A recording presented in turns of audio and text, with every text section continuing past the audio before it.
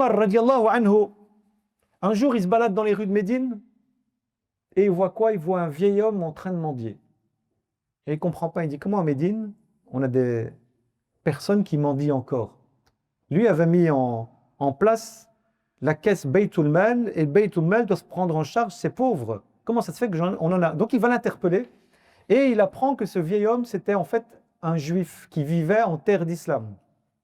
Et lorsque vous viviez en terre d'islam et que vous n'étiez pas musulman, il y avait ce qu'on appelle le jizya. Et le jizya, c'est un impôt. Nous, les musulmans, notre impôt, c'est zakat.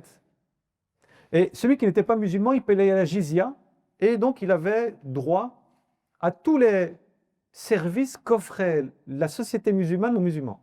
Il dit, je suis un juif, je ne travaille plus, je suis âgé, et je dois subvenir à mes besoins, et je dois payer la jizya.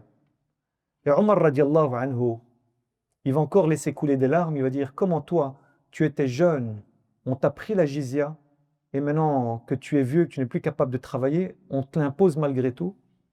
Et il va envoyer un courrier à tous ces gouverneurs partout dans le monde musulman, il va leur dire à partir d'aujourd'hui, toute personne des gens du livre, vieil homme, enfant, malade, vous allez leur attribuer une allocation de la caisse de l'État.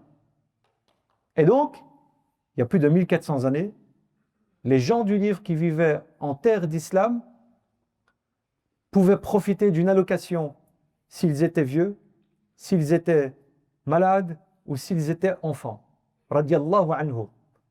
Et après, on ose dire que l'islam est une religion qui s'est répandue par le sang et par le sabre. Pas du tout. L'islam est la religion de la justice. Et Omar radiallahu anhu était l'emblème de cette justice. Si un rappel peut changer un cœur, un don peut changer une vie. Avec Cotisup, faites un don facilement à des centaines de cagnottes vérifiées.